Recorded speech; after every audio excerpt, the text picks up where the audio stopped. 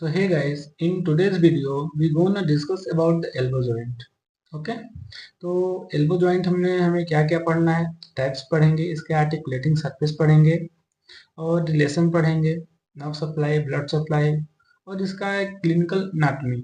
ठीक है, तो ये सब हम लोग को देखना है। तो सबसे पहले बात करते हैं कि एल्बो जॉइंट बनता कैसे है, एल्बो जॉइंट का फॉर्मेशन कैसे होता है। तो let us C.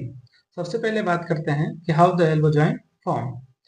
In the formation of elbow joint, there are three bone play the crucial role। ठीक है, इसमें तीन बोन इंपोर्टेंट रोल प्ले करते हैं। कौन कौन? तो पहला बोन आता है ह्यूमरस, जो आर्म की बोन है। ठीक है, और दो दो फोर आर्म की बोन है। कौन कौन सी? तो एक आता है ह्यूमरस, आर्म्स की बोन है, और फोर आर्म्स की दो बोन कौन कौन सी है? एक रेडियस और एक अल्ना। ठीक है, तो रेडियस, अल्ना और ह्यूमरस एक साथ मिल करके हमारे एल्बो जॉइंट के लिए रिस्पॉन्सिबल होते हैं, यानी एल्बो जॉइंट बनाते हैं। तो अब हम लोग स्टार्ट करते हैं एल्बो जॉइंट, इसकी टाइप्स। तो एल्बो जॉइंट जो है hinge type of synovial joint. Synovial joint की कौन सी टाइप है? तो हिंज टाइप है। क्लियर? हिंज क्या होता है? जनरली बात करते हैं हिंज की, तो हिंज जो होता है वो to and fro motion show करता है, to and fro motion show करता है। क्लियर है? अब बात करते हैं, it connects the upper arm to the forearm. ये क्या करता है, मतलब एल्बो जॉइंट क्या करता है? तो हमारे अपर आर्म्स को फोर आर्म से कनेक्ट करके रखता है।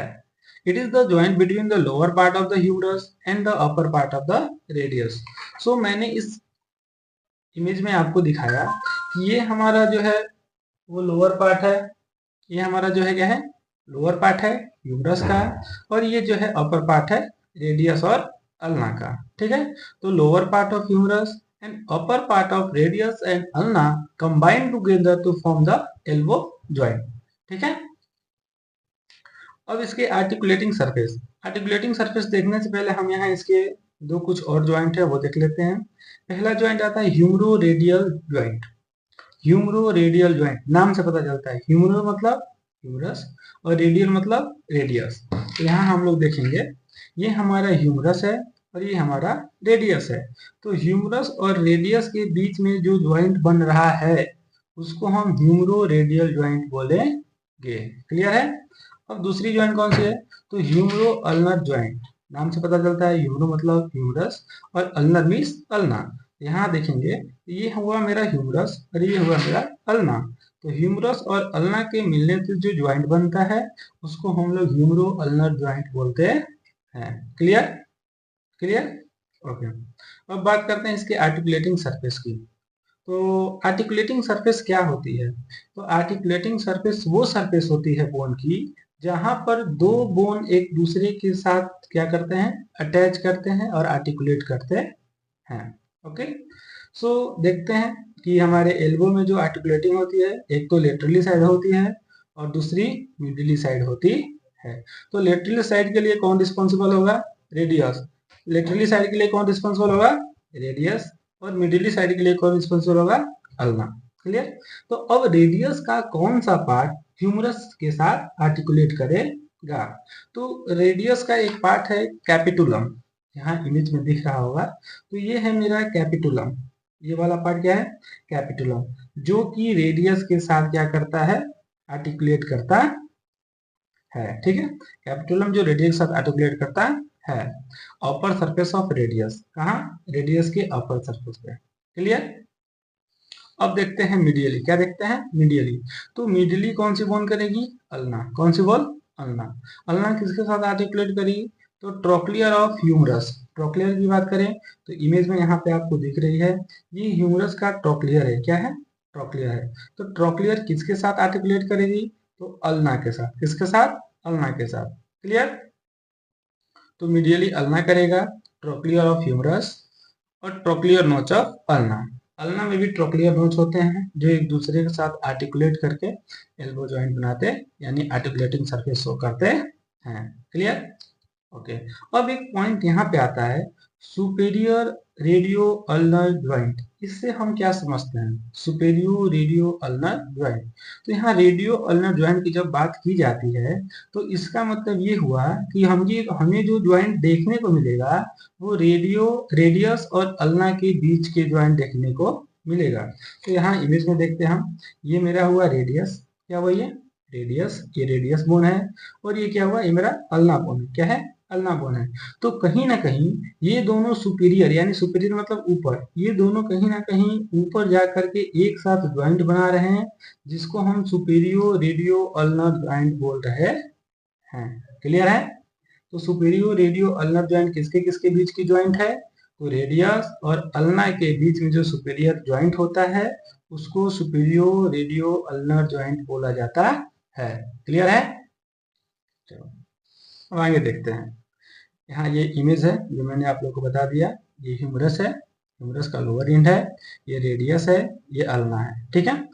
और ये ह्यूमरस में कैपिटुलम है जो कि ये रेडियस के साथ आर्टिकुलेट करता है, और यहाँ पे ये ट्रोक्लियर है जो कि अल्ना के साथ आर्टिकुलेट करता है। क्लियर? और एक और टर्म आता है एल्बो कॉम्प्लेक्स। एल्बो कॉम्प्लेक्स क्या होता है? तो आइए इसमें देखते हैं। एल्बो कॉम्प्लेक्स जो होता है वो जनरली 3 अलग ज्वाइंट के कॉम्बिनेशन से बनता है। The 3 different joint are combined together to form the elbow complex. तो एल्बो कॉम्प्लेक्स क्या होता है हम लोग यहाँ देखते हैं। तो एल्बो कॉम्प्लेक्स में कौन कौन से 3 ज्वाइंट है भाई? तो ह्यूमरो रेडियल ज्वाइंट, ह्यूमरो अल्नर ज्वाइंट, और सुपीरियर रेडियो अल्नर ज्वाइंट। जो ज्वाइंट हम लोगों ने यहाँ देखा सुपीरियो रेडियो अल्नर ज्वाइंट, तो ये जनरली बात करें, अगर हम ये दोनों ज्वाइंट की बात करें, ह्यूमरो रेडियल और ह्यूमरो अल्नर, तो ये ज्वाइंट एक साथ मिल करके हमारे एल्बो के लिए रिस्पॉन्सिबल होते हैं। ठीक है? ये नॉर्मली एल्बो ज्वाइंट बनाते हैं। ठीक है? लेकिन जब इन दो ज्वाइंट के साथ मेरा ये सुपीरियर रेडियो अल्नर ज्वाइंट आता है तो ये एल्बो कॉम्प्लेक्स का फॉर्मेशन करता है। क्लियर है? अगर ये दोनों ज्वाइंट रहेंगे तो नॉर्मली एल्बो ज्वाइंट बनेगा। अगर ये दोनों ज्वाइंट के साथ ये सुपेरियो रेडियो अल्नर ज्वाइंट आ रहा है, इट मींस दैट कि वो एल्बो कॉम्प्लेक्स बना रहा है। क्या बना रहा है? Elbow complex. इतना क्लियर है? चलिए ठीक है, अब आगे देखते हैं। अब आइए इसके रिलेशन के बारे में पढ़ते हैं कि एल्बो ज्वाइंट की रिलेशन क्या क्या है। तो कोई भी रिलेशन हो, किसी भी ज्वाइंट की रिलेशन हो, उसमें बेसिकली 4 तरह से हम लोग देखते हैं। पहला रिलेशन आता है एंटेरियर। कौन सा रिलेशन आता है? एंटेरियर। दूसरा आता है पोस्टीरियर, तीसरा आता है मीडियल, और चौथा आता है लेटरल। क्लियर? तो आइए एक एक करके सारे रिलेशन को देखते हैं। तो इंटीरियर रिलेशन में क्या होता है? इंटीरियर रिलेशन कौन कौन से बनाते हैं? पहला आता है बाइसेप्स ब्रेकियाई टेंडन्स। ये मसल और टेंडन्स के नाम है जो कि एक साथ यूनाइट होकर के किसी भी ज्वाइंट के रिलेशन के लिए रिस्पॉन्सिबल होते हैं। तो बेसिकली हम लोग यहाँ पे एल्बो ज्वाइंट पढ़ रहे हैं, तो एल्बो ज्वाइंट के रिलेशन के बारे में पढ़ें। ये तो इंटीरियर रिलेशन कौन कौन बनाते हैं? तो biceps brachii tendons, brachialis and median nerve. ये दो और तीन एक साथ, तीनों एक साथ मिल करके इंटीरियर रिलेशन के रिस्पॉन्सिबल होते हैं। किसके इंटीरियर रिलेशन? तो हमारे एल्बो ज्वाइंट के। किसके? एल्बो ज्वाइंट के। तो इंटीरियर रिलेशन क्लियर हुआ? ओके, अब आगे चलते हैं। यहाँ पोस्टेरियर रिलेशन देखते हैं। ठीक है? तो पोस्टेरियर रिलेशन में 2 मसल्स आते हैं, एक ट्राइसेप्स ब्रेकियाई और एक एनकोनियस। ठीक है? तो ये 2 मसल्स हैं जो कि हमारे एल्बो ज्वाइंट के पोस्टेरियर रिलेशन के लिए क्या है? रिस्पॉन्सिबल है। क्लियर है? ओके, अब देखते हैं इसका तीसरा मीडियल रिलेशन। यानी मीडियल रिलेशन क्या है एल्बो ज्वाइंट का? तो मीडियल रिलेशन में जनरली 5 या 6 मसल्स आते हैं, उनको देखते हैं। कॉमन फ्लेक्सर, ये कॉमन फ्लेक्सर जो है वो कॉम्बिनेशन है 5 मसल्स का। कितने मसल्स का? 5 मसल्स का। जिसमें से पहला मसल्स आता है flexor carpi, pronator teres, flexor carpi radialis, palmaris longus, flexor digitorum superficial. ये 5 मसल्स मिल करके कॉमन फ्लेक्सर का फॉर्मेशन कराती है। क्लियर है? ओके, और एक अल्नर नर्व। कौन सा? एक अल्नर नर्व। तो ये common flexor, ulnar nerve, common flexor के अंदर में 5 मसल्स जो आती हैं वो एक साथ मिल करके मीडियल रिलेशन के लिए रिस्पॉन्सिबल होते हैं। ना क्लियर है? ओके, अब बात करते हैं इसके लेटरल रिलेशन। कौन से रिलेशन? Lateral relation. तो लेटरल रिलेशन की बात करें तो सबसे पहले आता है सुपिनेटर। कौन सी मसल्स? सुपिनेटर, फिर एक्सटेंसर कार्पाई रेडियलिस, ठीक है, और other common extensor. Other common extensor का मतलब कि वो मसल्स जो हमारे एक्सटेंशन के लिए क्या रिस्पॉन्सिबल होते हैं। ओके, तो हम लोग रिलेशन देख लिए। सबसे पहली बात करते हैं, ये हो गया मेरा superior relation, inferior relation, medial relation, lateral relation. यानी कहीं ना कहीं बात करते हैं सुपीरियर, इंफीरियर, मीडियल और लेटरल, ये चारों तरफ से मिल करके एल्बो जॉइंट के रिलेशन के लिए रिस्पॉन्सिबल होते हैं। अब स्टार्ट करते हैं लिगामेंट्स ऑफ एल्बो जॉइंट। तो एल्बो जॉइंट में कौन कौन से लिगामेंट होते हैं और जनरली लिगामेंट का काम क्या होता है? तो लिगामेंट क्या करता है कि हमारे जो भी जॉइंट है, अब यहाँ बात करते हैं हम लोग एल्बो जॉइंट की, तो लिगामेंट एल्बो जॉइंट पे यहाँ पे सपोर्ट करेगा, उसके मूवमेंट में रिस्पॉन्सिबल होगा, उसके स्टेबिलिटी के लिए रिस्पॉन्सिबल होगा। ठीक है, देखते हैं इसके लिगामेंट। पहला लिगामेंट है कैप्सुलर लिगामेंट, ठीक है। फिर दूसरा लिगामेंट आता है अल्नर कोलेटरल लिगामेंट। कौन सा ligament? Ulnar collateral ligament. Ulnar collateral ligament से पता चलता है कौन से बोन के पास में होगा, तो अल्नर बोन के पास। कौन से बोन के पास? अल्नर बोन के पास। और ये अल्नर कोलेटरल लिगामेंट जो है वो मीडियली प्रेजेंट होता है। किधर प्रेजेंट होता है? मीडियली। ओके, और इसका शेप कैसा होता है? तो ट्रेंगुलर शेप। कैसा शेप? Triangular shape. ठीक है, अब बात करते हैं तीसरे लिगामेंट की। तो तीसरा लिगामेंट जो है वो रेडियल कोलेटरल लिगामेंट। कौन सा लिगामेंट? Radial collateral ligament. ये लेटरल साइड प्रेजेंट होती है। ठीक है, और इसका जो शेप होता है वो फैन शेप स्ट्रक्चर। कैसा होता है? Fan shape. ठीक है, तो ये तीन लिगामेंट है जो जनरली हमारे एल्बो जॉइंट में प्रेजेंट होते हैं। ठीक है, अब बात करते हैं ब्लड सप्लाई कि एल्बो ज्वाइंट की ब्लड सप्लाई क्या क्या है, ब्लड सप्लाई कैसे होता है वो देखते हैं। तो एल्बो ज्वाइंट की जो ब्लड सप्लाई है वो anastomosis around the elbow joint. Anastomosis का मतलब यहाँ पे देखेंगे कि एनास्टमोसिस वर्ड का मतलब क्या होता है। तो एनास्टमोसिस का मतलब होता है कि नेटवर्क ऑफ ब्लड वेसल्स। यानी हमारा जो एल्बो ज्वाइंट है उसको, ये मानते हैं ये एल्बो ज्वाइंट है, तो उसको बहुत सारे नेटवर्क ऑफ ब्लड वेसल्स क्या करते हैं? ब्लड सप्लाई करा रहे हैं। जैसे में brachial artery, radial artery, ulnar artery, median artery, ये सब क्या करते हैं कि हमारे एल्बो ज्वाइंट को, एल्बो ज्वाइंट के ब्लड सप्लाई के लिए रिस्पॉन्सिबल होते हैं। दैट्स वाई यहाँ वर्ड यूज किया गया है anastomosis around the elbow joint. ये सब वेसल्स एक साथ बंच बना के, नेटवर्क बना के एल्बो को ब्लड सप्लाई कराती है। तो क्लियर है? तो एक वर्ड में अगर कोई पूछे कि एल्बो जॉइंट की ब्लड सप्लाई क्या है, तो सिंपल सा आंसर कर देना है कि form anastomosis around the elbow joint. अब एनास्टमोसिस का मतलब पूछेगा तो network of blood vessels. Clear है? ओके, अब बात करते हैं नर्व सप्लाई। किसकी बात करते हैं? Nerve supply. तो नर्व सप्लाई क्या है? सबसे पहला नर्व आता है ulnar nerve, median nerve, radial nerve and musculocutaneous nerve. ठीक है, तो अल्नर नर्व जनरली जो भी नर्व्स हैं उनका फंक्शन उनके नाम से रिलेशन बनाता है। जैसे अल्नर नर्व है तो अल्नर बोन के साइड से हो गई है, मीडियन नर्व है तो मीडियन साइड में निकलेगा, रेडियल नर्व है रेडियस बोन के साइड से निकलेगा, मस्कुलर क्यूटेनियस यानी मसल के जस्ट क्यूटेनियस मतलब बीनीथ द स्किन। क्यूटेनियस का मतलब क्या होता है? Beneath the skin. क्लियर है? ओके, तो ये चार नर्व्स हैं जो हमारे एल्बो जॉइंट को सप्लाई करता है। अब बात करते हैं जनरली मूवमेंट का। ठीक है, कि एल्बो जॉइंट में मूवमेंट कैसा होता है। तो एल्बो जॉइंट में जनरली दो तरह के मूवमेंट होते हैं, एक फ्लेक्शन और एक एक्सटेंशन। फ्लेक्शन और एक्सटेंशन। ठीक है, फ्लेक्शन में कौन कौन से मसल्स इन्वॉल्व होते हैं? तो पहला आता है brachialis, biceps brachii and brachioradialis, यानी 3B। तो मैं अभी 3 लिख गया हूँ, लेकिन इसको हम 3B के नाम से याद कर सकते हैं कि हमारे एल्बो के फ्लेक्शन के लिए 3B रिस्पॉन्सिबल होते हैं। और 3B में कौन कौन सा है? तो brachialis, biceps brachii and ब्रेको radialis. Clear है? अब आते हैं एक्सटेंशन। एक्सटेंशन में दो मसल्स होते हैं, triceps brachii and anconeus muscles. Triceps brachii जो है वो हमारे आर्म्स की पोस्टीरियर मसल्स है, यानी पीछे साइड में प्रेजेंट होती है, जो कि हमारे एल्बो के एक्सटेंशन के लिए क्या होता है? रिस्पॉन्सिबल होता है। क्लियर? ओके, अब फ्लेक्शन और एक्सटेंशन ये दो तरह के मूवमेंट हमारे एल्बो जॉइंट में होते हैं, ठीक है। यहाँ एक न्यू टर्म आता है, न्यू वर्ड्स आता है, कैरिंग एंगल, ठीक है। क्या होता है? Carrying angle. तो ये कैरिंग एंगल होता क्या है, ठीक है, एक बार पढ़ के देखते हैं।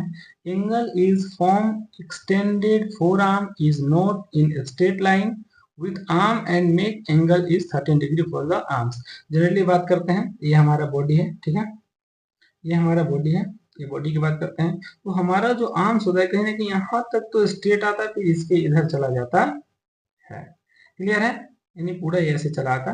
तो इसके बीच का जो एंगल है, यानी ये ट्रांसवर्स एक्सिस है, क्या ये ट्रांसवर्स एक्सिस मानते हैं, हमारा ट्रंक क्या है, ट्रांसवर्स एक्सिस।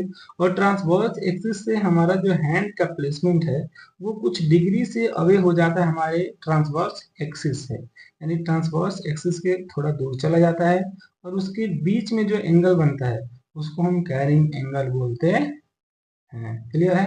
अब जैसे बात करते हैं, ये मेरे पास एक पेन है और एक पेंसिल है, ठीक है। तो इसकी मानते हैं ये ट्रंक है, ये क्या है, ट्रंक है, और ये मेरा हैंड है। हैंड प्रॉपरली ऐसे नहीं होता है, हैंड जब भी होता है तो ऐसे होता है। तो इसके बीच का जो ये एंगल है, इसके बीच में जो ये एंगल बन रहा है, एंगल बन रहा है इसके बीच में, वो कैरिंग एंगल होगा। क्या होगा? Carrying angle.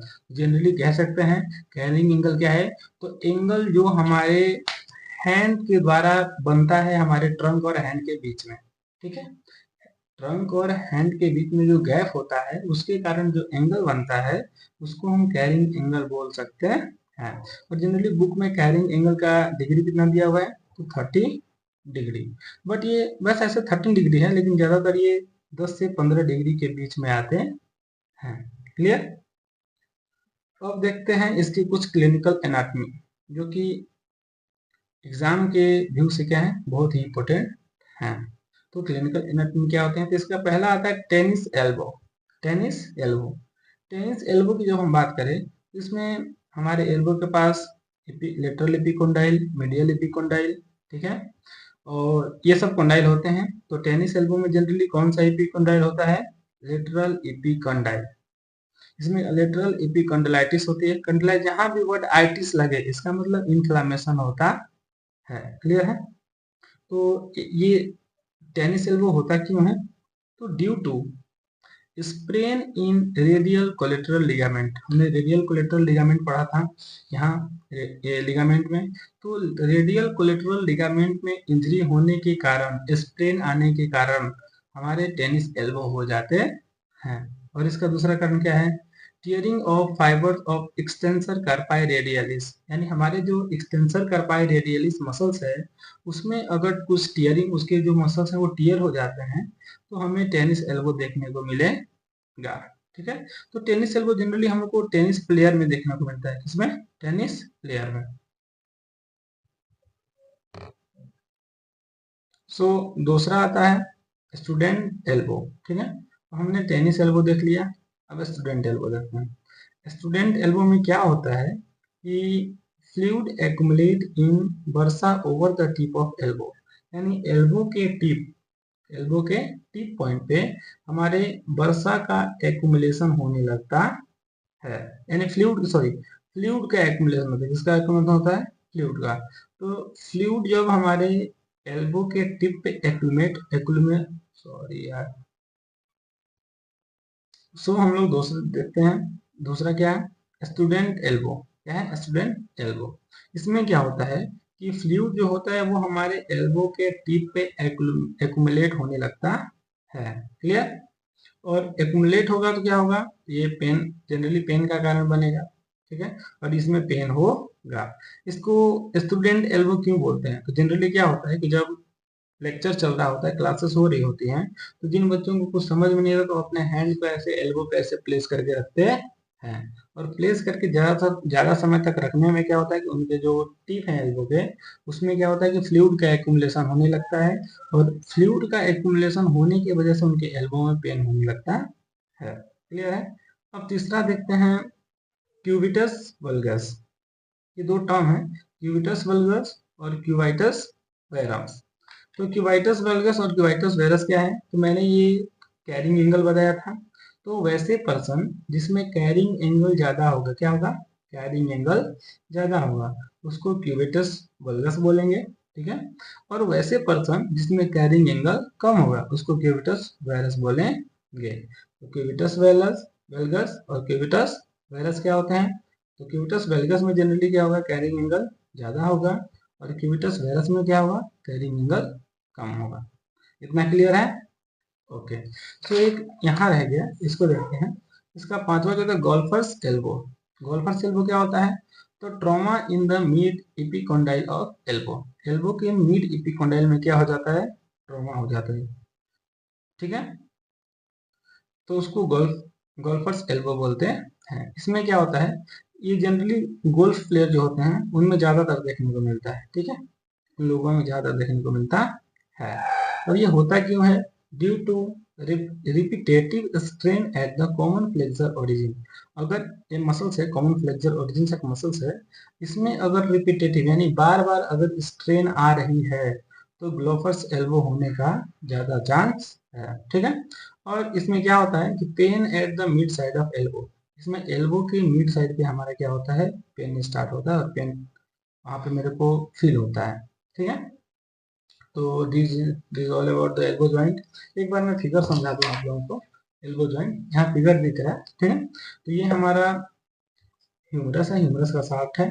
तो ह्यूमरस में हमारे ये रेडियल फोसा है, फोसा प्रेजेंट होता है। फोसा मतलब ब्लैंक स्पेस और हॉलो स्पेस, फोसा बोला जाता है। ये फोसा है। इसके पास लेटरल इपिकोंडाइल, कैपिटुलम, यहाँ पे रेडियस का हेड है। ये रेडियस नीक है, क्या है? रेडियस का नीक है। ठीक है। और ये मेरा रेडियस बोन है। क्लियर?